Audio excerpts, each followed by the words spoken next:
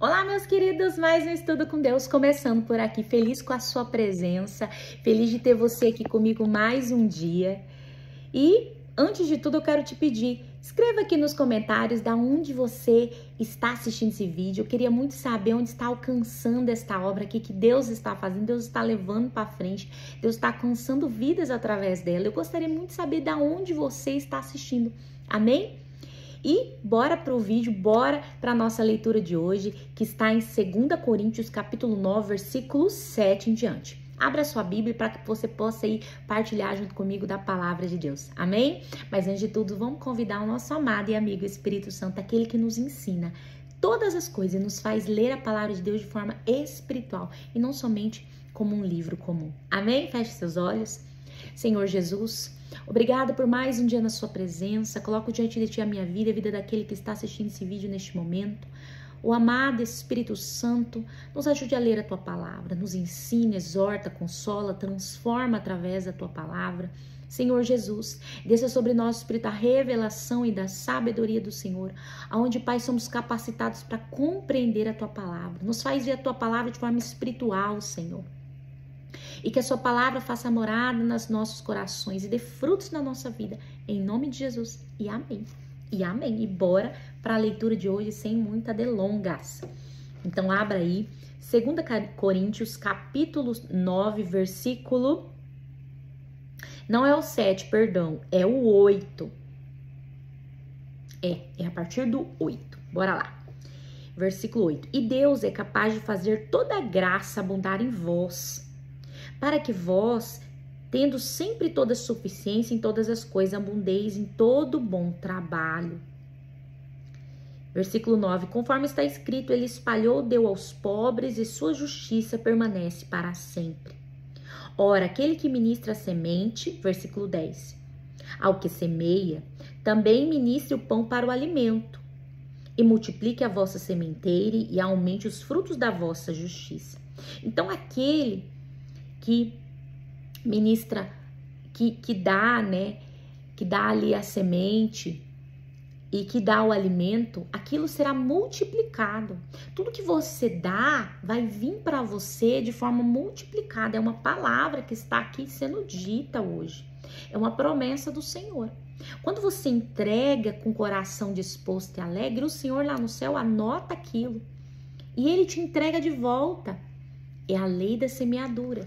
Muitas vezes nós só olhamos de forma natural isso, mas é algo espiritual. Você está plantando no mundo espiritual uma semente e você vai colher na sua vida. Tudo aquilo que você doar, você vai colher de forma multiplicada, como está dizendo aqui. E ele ainda diz, e aumente os frutos da vossa justiça. Então, além de tudo, ainda vai aumentar os frutos da vossa justiça na sua vida. Amém?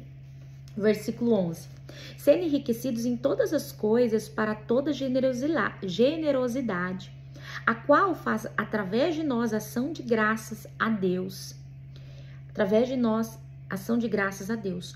Porque a administração deste serviço não só supra as necessidades dos santos, mas é abundante também em muitas ações de graça a Deus. Versículo 13. Pois pela experiência desta administração, eles glorificam a Deus pela vossa submissão ao Evangelho de Cristo e pela vossa distribuição liberal para com eles, para com todos os homens. Versículo 14. E pela sua oração por vós, ansiando por vós, por causa da superior graça de Deus em vós. Graças a Deus por seu dom inefável. O que Paulo está falando aqui? Que quando nós contribuímos, quando nós doamos, ali ajudando, né, tanto aqueles que são do reino, ali fazem parte da igreja, quanto os que são fora, aquilo causa nas pessoas um sentimento de gratidão a Deus. E não só gratidão, mas causa também nas pessoas um testemunho do amor de Cristo. Isso nos remete o quanto estamos em Deus e quanto somos realmente, de fato, verdadeiros filhos do Senhor. Aquele que se doou por todos, aquele que se deu por todos, a gente está seguindo suas pisaduras, estamos seguindo seus passos de também nos doar, de também dar aquilo que temos, ajudando ao próximo. Então tudo isso traz uma glória para Deus. Então quando nós contribuímos, não é somente uma gratidão que nós vamos causar no coração das pessoas, mas o testemunho que nós iremos dar de quem Deus é na nossa vida. Então, meu irmão, quando a gente deixa de fazer uma doação, quando o Espírito Santo nos compelir, nos estimular, nós não estamos somente impedindo uma obra, não contribuindo com uma obra. Nós estamos também deixando de dar um bom testemunho de quem é Jesus na nossa vida, do que Jesus pode fazer por alguém. Amém? Pense nisso antes de você decidir não contribuir. É muito fácil a gente dar do que sobra. Mas quando tá na exata, vamos dizer assim, eu tenho esse dinheiro aqui para dar, para pagar isso aqui certinho. Se eu tirar R$1 daqui, Deus, eu não consigo pagar essa conta. Muitas vezes, meu irmão, Deus te pede algo, pede para você abençoar alguém e você olha e fala, meu Deus, mas se eu tirar R$1 dali, eu não vou ter o dinheiro para pagar minha conta, para resolver minhas coisas. Meu irmão, você tem que sempre ser dirigido e governado pelo Espírito de Deus. Se o Senhor te governou, te impeliu a isso, não se preocupe com a conta. Deus é o dono da prata e do ouro, Ele próprio vai te prosperar, abrir uma porta, te ajudar de alguma maneira. Mas de alguma forma aquilo ali vai contribuir para aquela pessoa e também para você. Como eu disse, os céus está anotando e o Senhor te retribuirá segundo as suas obras. Amém? Capítulo 10, versículo 1, tem o título Paulo defende seu ministério. Amém? Paulo defende seu ministério. Versículo 1. Ora, eu mesmo, Paulo, vos rogo pela mansidão e suavidade de Cristo, eu que quando presente sou humilde entre vós, mas estando ausente sou usado para convosco. Paulo, ele usa da mansidão e da bondade de Cristo para resolver todas as situações que ele precisa. Mas ali em Corinto tinha alguns falsos mestres, falsos apóstolos, que estavam perseguindo Paulo e dizia que isso aí dizia que ele era um homem fraco. Mas Paulo nos mostra que mesmo com a sua mansidão, com o seu amor, ele ainda assim tem toda a autoridade espiritual, porque a autoridade espiritual, ela não vem de grosserias, da violência, de retórica, mas ela vem da segurança e do poder de uma vida com Deus. Então, meu irmão, aquele que acha que vai mostrar autoridade sendo grosseiro, sendo violento com as palavras, com as suas ações, está muito enganado. Nós não precisamos usar de violência. Nós precisamos ter o poder de Deus sobre a nossa vida. Porque através do poder de Deus, nós alcançamos as pessoas e o Senhor faz. Não é necessário grosseria, gritaria, violência, porque não é por força, mas pelo Espírito de Deus. Então Paulo demonstra isso aqui, ele está falando, eu uso da mansidão de Cristo na minha vida. Ele está falando, quando eu estou com vocês eu sou humilde. Então ele não precisa ser grosseiro para mostrar sua autoridade. Pelo contrário, na humildade e mansidão, ele demonstra o tamanho da autoridade e poder que Deus tem e entregou na mão dele. Amém? Versículo 2. Rogo-vos, pois, para que não seja necessário ser ousado quando presente, com a confiança na qual penso ser ousado com alguns, que nos julgam como se andássemos segundo a carne. Porque embora andando na carne, não guerreamos segundo a carne. Não guerreamos segundo a carne, versículo 4. Porque as armas da nossa milícia não são carnais, mas poderosas em Deus para a destruição das fortalezas. Então Paulo está falando aqui que tinha aqueles falsos apóstolos, estava falando que ele andava segundo a carne. Mas ele diz aqui no versículo 3, embora andando na carne, não guerreamos segundo a carne. Que as armas que ele utiliza na sua milícia não são carnais. As armas que ele utiliza são armas espirituais. Não são grosserias, coisas humanas, orgulho humano, atitudes humanas e carnais, não. As armas da sua milícia são poderosas em Deus para a destruição das fortalezas. Ele utiliza das forças espirituais, do poder espiritual, das armas espirituais e não carnais para destruir fortalezas espirituais. Continuando aqui no versículo 5. Destruindo imaginações e toda altivez que se exalta contra o conhecimento de Deus e levando cativo todo pensamento à obediência de Cristo. Paulo ele utiliza de armas espirituais para destruir todos aqueles que eram usados pelo inimigo para o perseguir. Ele não usava, ele não usava de armas carnais como grosseria, querendo ali, né, resolver ali na carnalidade, não. Paulo, ele tinha entendido que as armas espirituais é que de fato destruíam fortalezas espirituais e não as carnais. E as armas espirituais, elas são conquistadas através de uma vida de submissão e obediência ao governo do Espírito Santo de Deus, que leva o controle da nossa vida e que tem o controle do nosso pensamento, que é levado a Deus através da nossa obediência. E que através dessa obediência, a nossa mente é controlada e governada pelo Espírito Santo de Deus. E ali nós temos as armas as armas espirituais para destruir todo tipo de altivez, como ele fala aqui, todo tipo de destruir imaginações e toda altivez que se exalta contra o conhecimento de Deus. Ele usava das armas espirituais. Através da submissão e governo que ele tinha ali, através da submissão, e obediência que ele tinha perante Deus, o Espírito Santo tomava o controle da sua mente e dava as armas espirituais certas para atuar nessa guerra. Amém? Versículo 6. E estando prontos para vingar toda desobediência, quando a vossa obediência for cumprida, olhais para as coisas segundo a aparência exterior? Se algum homem confia em si mesmo que ele é de Cristo, pense isto por si mesmo, outra vez, que assim como ele é de Cristo, também nós somos de Cristo. Por quê?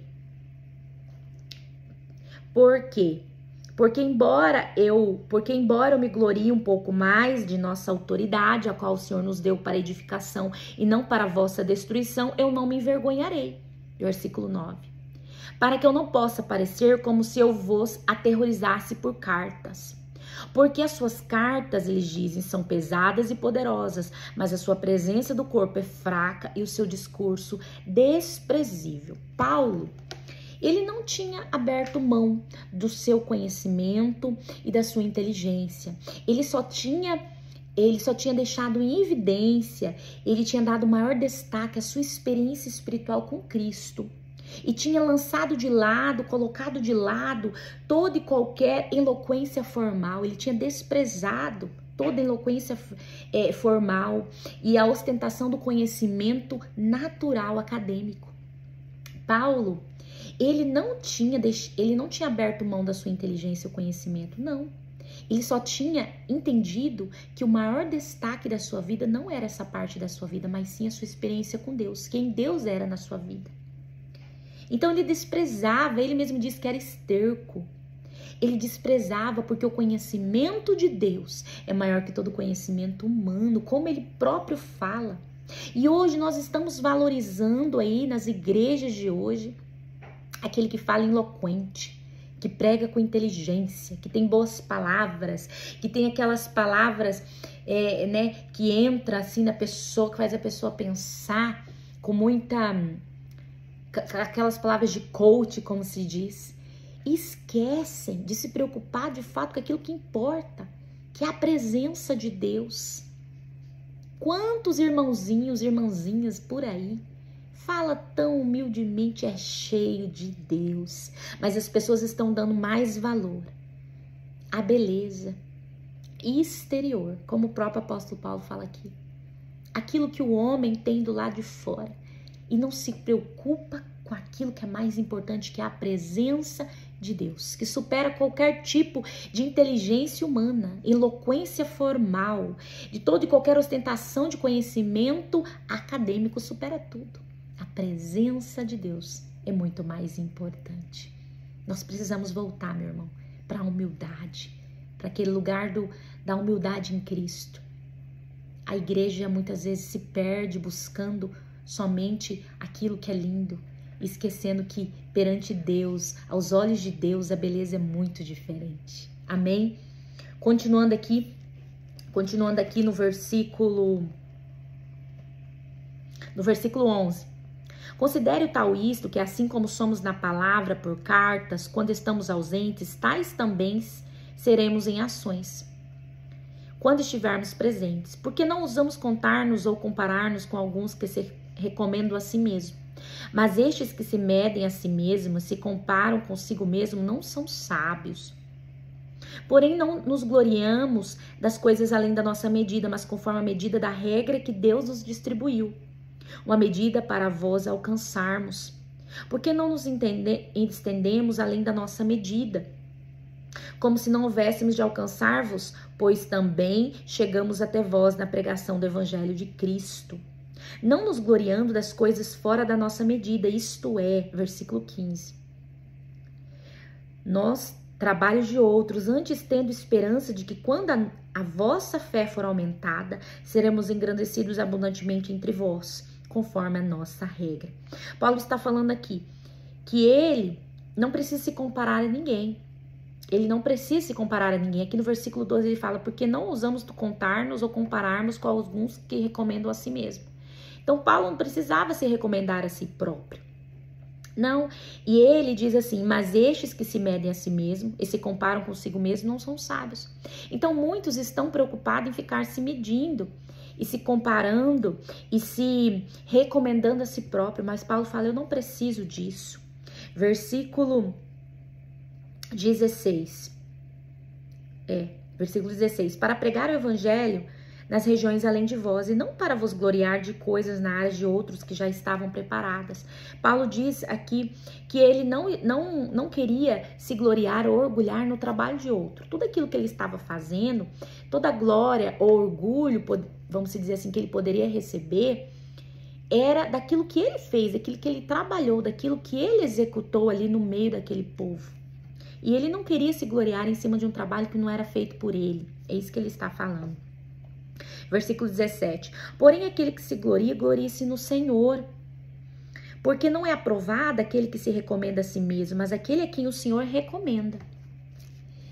Quantos estão vivendo muito longe disso nos dias de hoje, né? Quantos estão se auto-recomendando por aí? E nós vemos isso tanto no mundo quanto na igreja.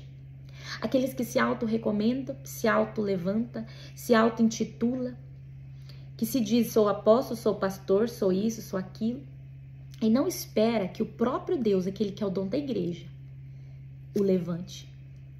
Ele não espera o Senhor recomendar ele ao mundo, em vez de ele se auto-recomendar. E aqui ele fala, no versículo 18, porque não é aprovado aquele que se recomenda a si mesmo. Então não é aprovado aquele que se auto-recomenda, mas aquele a quem o Senhor recomenda, esse é aprovado. Porque é somente depois de você ser aprovado é que Deus vai te recomendar.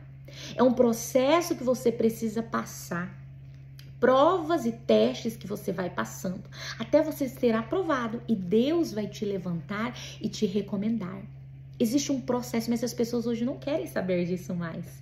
Elas querem pular etapas, elas querem se autoproclamar, e esquecem que no reino de Deus as coisas é muito diferente do mundo. Tudo bem lá no mundo acontecer assim, porque afinal de contas o trem lá é bagunçado.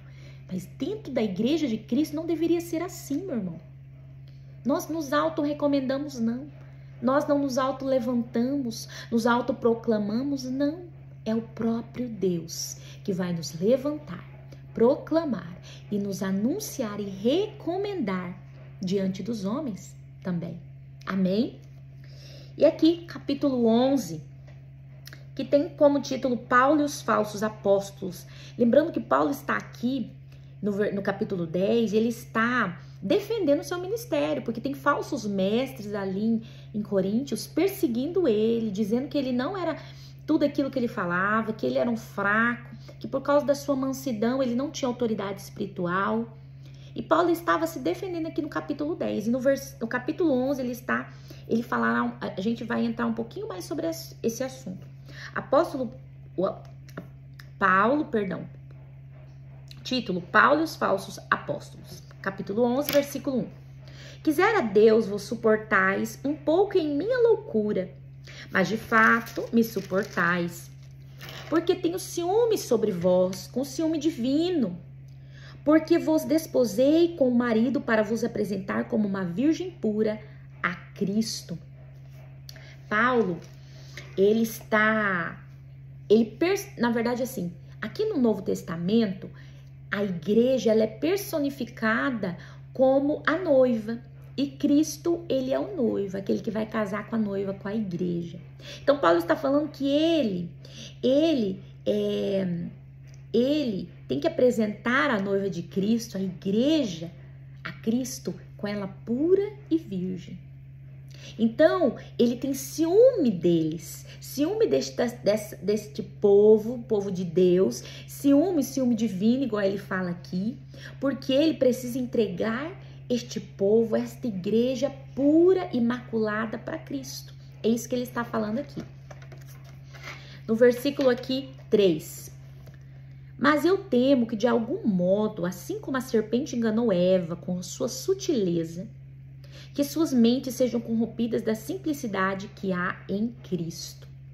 Paulo estava preocupado que de forma enganosa e sutil, esse povo também seja enganado como Eva foi. E eles sejam ali corrompidos daquilo que era a vontade de Deus. Versículo 4.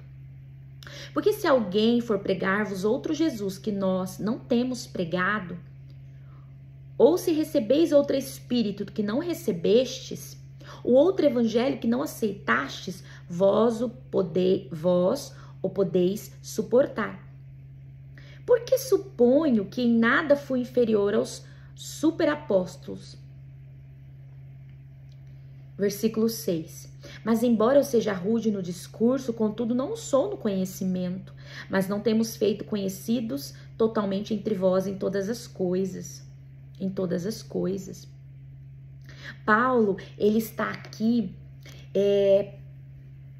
preocupado de fato com a mentira que estava sendo ali levantada, que estava crescendo, na verdade, ali no meio do povo de Coríntios. Porque assim, a falsidade, ela não é totalmente uma mentira. O que a falsidade usa? De meias verdades. Usa de fragmentos de verdade, elementos de verdade dentro de uma mentira, vamos dizer assim, ocasionando ali no meio das pessoas um engano, onde as pessoas, se elas não prestarem muita atenção, elas não conseguem identificar a mentira, o engano, porque tem fragmentos, elementos, pequenos pedaços de verdade. Isso que a falsidade faz. Ela é sutil. Então Paulo estava preocupado com isso. Ele estava preocupado com este povo. Então ele estava falando aqui, mas embora, versículo 6, embora eu seja rude no discurso, contudo não sou no conhecimento, mas nós temos feito conhecidos totalmente entre vós em todas as coisas. Porque suponho que em nada fui inferior aos superapóstolos. Porque aqui está sendo colocado em xeque verdadeiramente se Paulo é um ministro levantado por Deus, se de fato ele é um apóstolo de Cristo. Então Paulo está aqui ainda falando sobre esse assunto, né, sobre os falsos apóstolos e também ali o que está acontecendo dentro da igreja de Corinto. Amém? Versículo 7. Porventura eu cometi ofensa, humilhando-me para que vós fosseis exaltados. Porque vos preguei o evangelho de Deus gratuitamente? Porque qual era a questão aqui, meus irmãos? Eles estavam questionando Paulo, se de fato Paulo era ou não um apóstolo de Cristo, porque ele não cobrava. Ele não cobrava, aqui, ele dava gratuitamente o evangelho do Senhor. Versículo 8. Eu roubei outras igrejas, recebendo delas salário para vos servir. Paulo está falando. E quando eu estava presente convosco, quando tive necessidade, não foi uma carga para nenhum homem, porque o que estava me faltando, os irmãos que vieram da Macedônia supriram. Em todas as coisas me guardei de vos ser um fardo e ainda me guardarei. Eu vou ler novamente essa parte aqui, ó, versículo 7 em diante, tá? Porventura eu cometi ofensa, humilhando-me para que vos fosseis exaltados? Para que vos fosseis exaltados, porque vos preguei o evangelho de Deus gratuitamente? Eu roubei outras igrejas, recebendo delas salário para vos servir? E quando eu estava presente convosco, quando tive necessidade, eu fui uma carga para nenhum homem. Porque o que estava me faltando, os irmãos que vieram da Macedônia supriram. Em todas as coisas me guardei. De vos ser um fardo e ainda me guardarei. Como a verdade de Cristo está em mim, nenhum homem me impedirá de me gloriar nas regiões da Caia. Versículo 11. Por quê? Porque não vos amo, Deus o sabe. Mas o que eu faço, eu farei para que eu possa cortar ocasião aos que desejam ocasião. Do que eles se gloriaram, sejam achados assim como nós. O que estava acontecendo? Tinha falsos mestres dentro da igreja de Corinto, extorquindo o povo, roubando o povo, pedindo dinheiro para pregar. E não, mas extorquindo, não só pedindo um salário justo, porque até a própria palavra de Deus fala que, né, do homem é justo o seu salário, enfim. Mas ele estava extorquindo o povo. E eles queriam que Paulo, que pregava o evangelho de graça, também se igualasse a eles, para que ali não fosse mal visto as atitudes deles. Então eles estavam colocando ali em xeque a autoridade, o apostolado do apóstolo Paulo, porque ele não cobrava. E o apóstolo Paulo está falando aqui: de nada eu fui de peso para vocês. Quando eu precisei de alguma coisa, os irmãos da Macedônia me supriram. Porque Paulo, meus irmãos, ele trabalhava. Ele tinha decidido, ele tinha tomado uma decisão quando ele iniciou na sua jornada. Ele tinha decidido não receber um salário das igrejas para pregar o evangelho. Naquele tempo era muito comum os missionários itinerantes ter salário. Mas ele decidiu não aceitar, ele queria que nada fosse um impedimento para a obra de Deus continuar avançando. Porque ele sabia que muitos iam usar isso como um pretexto para manchar o nome de Jesus. Então ele falou: eu não quero. O que Paulo fazia? Ele trabalhava. Ele fazia tendas para suprir as suas necessidades. E sim, aceitava ofertas, mas não era um salário fixo. Era só quando alguém sentisse em seu coração. Mas esses falsos apóstolos daqui, eles queriam que Paulo andasse como eles, extorquindo o povo. Ele queria que o apóstolo Paulo cobrasse para entregar aquilo que ele recebeu de graça. E o apóstolo Paulo falou: não, eu não vou fazer isso. Aqui no versículo 12 ele fala: eu não vou dar ocasião para aqueles que querem isso. Porque ele tomou aquela decisão. Oh, meus irmãos, como tem sido difícil desde o início da igreja. Há sempre aqueles que querem extorquir o povo de Deus, querem enganar, querem levantar falsas doutrinas, falso evangelho, ensinar doutrinas diabólicas no meio da igreja. E Paulo estava tentando se manter ali limpo, tentando dar um bom testemunho diante dos homens também, para que nada fosse um impedimento para a obra do Senhor avançar. E muitas vezes isso falta, esse discernimento, essa sabedoria no povo de Deus. No fim, acaba que a igreja é vista como ladrões. Os pastores são vistos como covil de ladrão. Porque tem aqueles, não todos, que não se preocupam em dar bom testemunho, só se preocupam com usufruir do povo de Deus. Defraudar o povo de Deus, roubar o povo de Deus. Amém? Eu vou parar por aqui, meus irmãos. No próximo vídeo nós vamos continuar, vai ser o último vídeo aqui do 2 Coríntios. Já vamos finalizar 2 Coríntios, já vamos entrar em Gálatas, amém? Então, a partir do próximo vídeo nós vamos continuar aqui, 2 Coríntios, capítulo 11, versículo 13 em diante, amém? e que você possa ler a palavra de Deus aí. Espero ter agregado a você com aquilo que eu trouxe hoje para você da parte de Deus, que Deus possa abençoar a sua vida. Curte esse vídeo, inscreva no canal, ativa o sininho, envia para as pessoas, para que mais pessoas possam ser alcançadas, e comente aqui nos comentários da onde você está assistindo esse vídeo, amém? E fica com Deus, até o próximo vídeo, em nome de Jesus, e até lá!